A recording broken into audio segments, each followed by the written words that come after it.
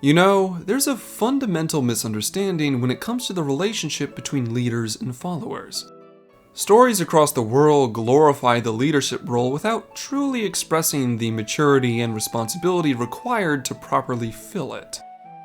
Likewise, loyal followers are rarely given the respect they rightfully deserve due to the nature of their position. However, there are many cultures within Oathard that understand just how nuanced these roles truly are.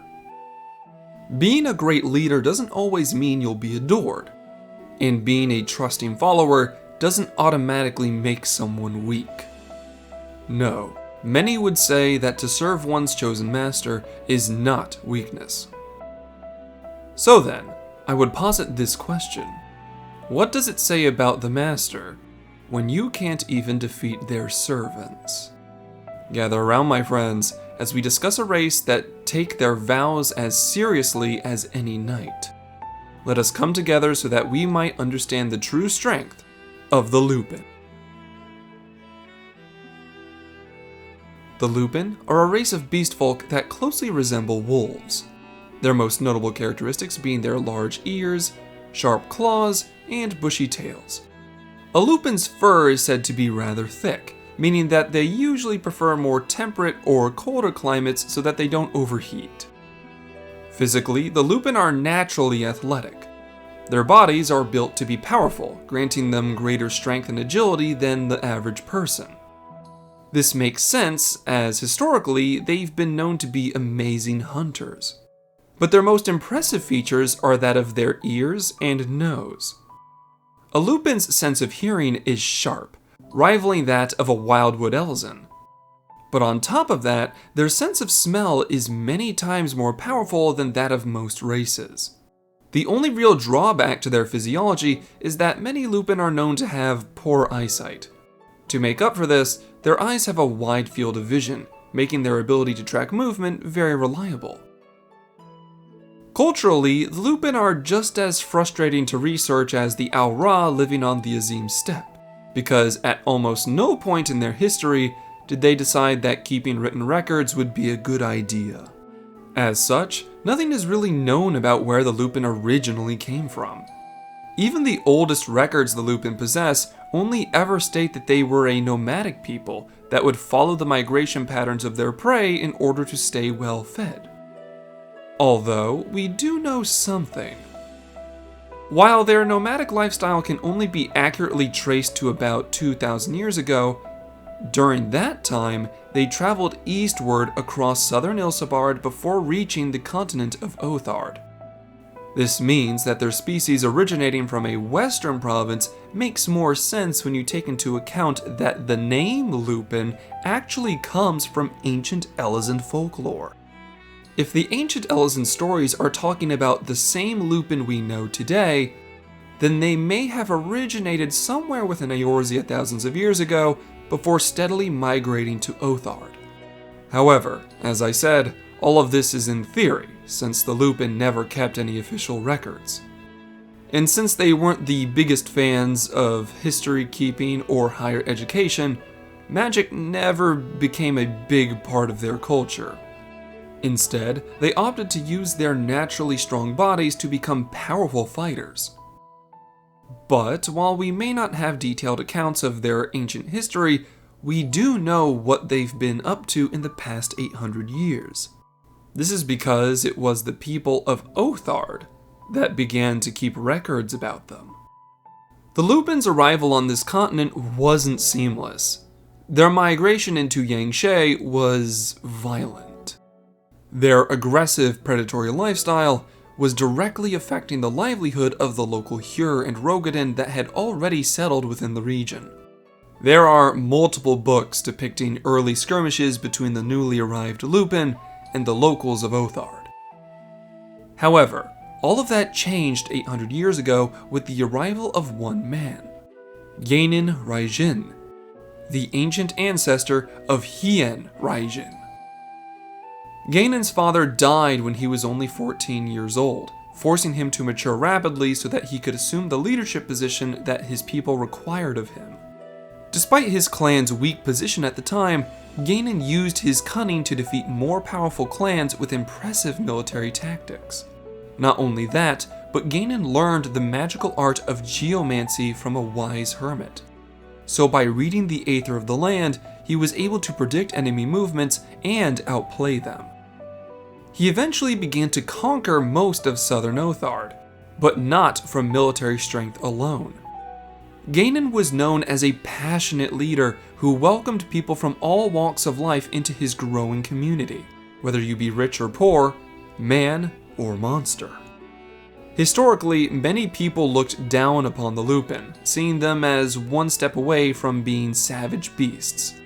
This made many clans try to hire them as mercenaries during this power struggle between Ganon and the other clans. But there was a unique Lupin at the time that Ganon would eventually call his friend. This wolf was the great warrior known as Garo.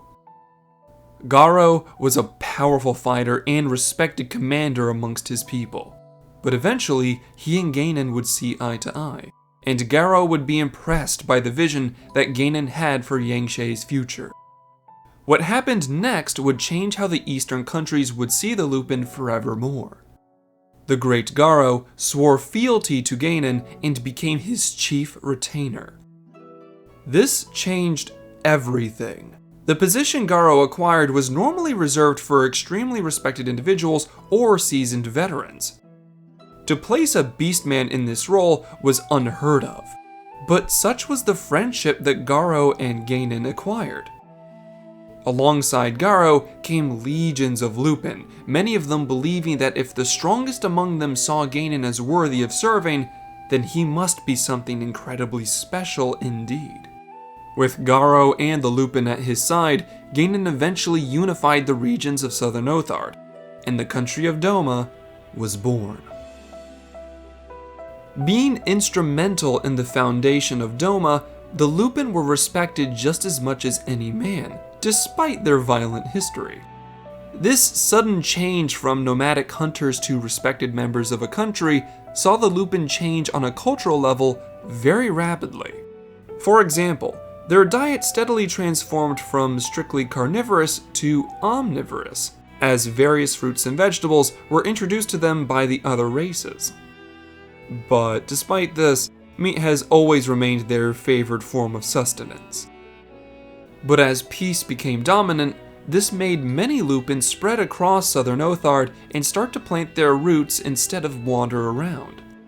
As they settled down in various parts of Doma, they also adopted a new clan-like hierarchy that was likely inspired by the noble houses of the region.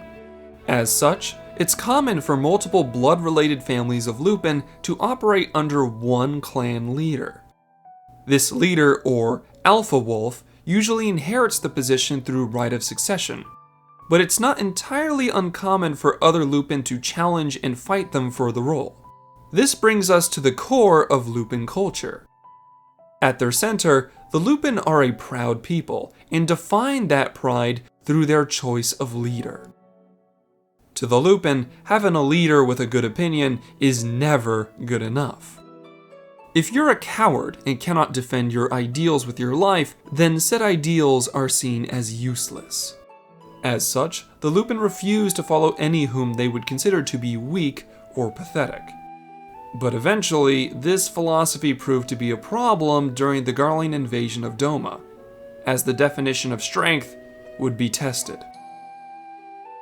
For 800 years, the descendants of Garo served the descendants of Ganon without hesitation. The prosperity of Doma was proof of the Raijin family's power, and as such, many Lupin were proud to serve them. But the Garlean invasion shook Doma to its core, and eventually, Doma was annexed by Garlemald.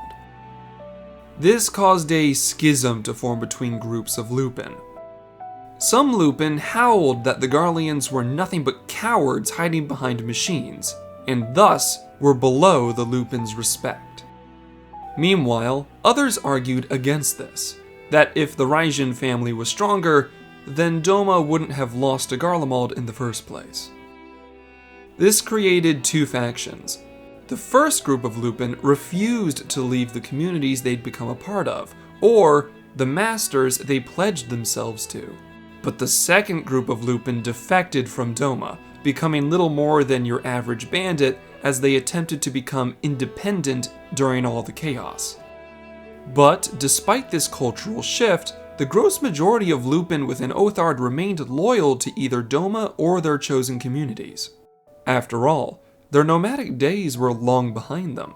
This land had become their home, and it's very unwise to intrude on a wolf's territory.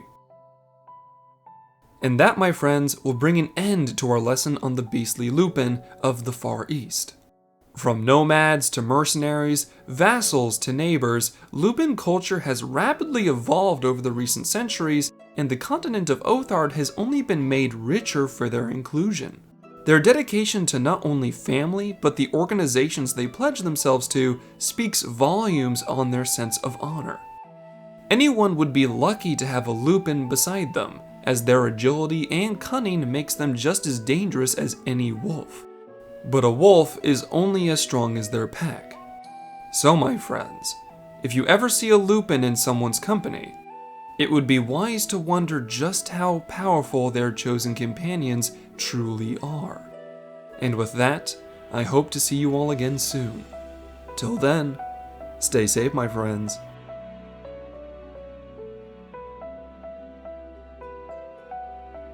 If you like this video, don't forget to like and subscribe. Big shout out to my patrons, Rovakis, Monsolo97, Potato, Runatir, The Yellow Couch, Papaya Cyan, Sage Mouse, Valvala Soma, and EB the GT. If you want to see more lore content in the future, share this with your friends. My dream is to share as much as I find with as many people as possible. And if you do end up helping me, thank you so much in advance. And have a wonderful day.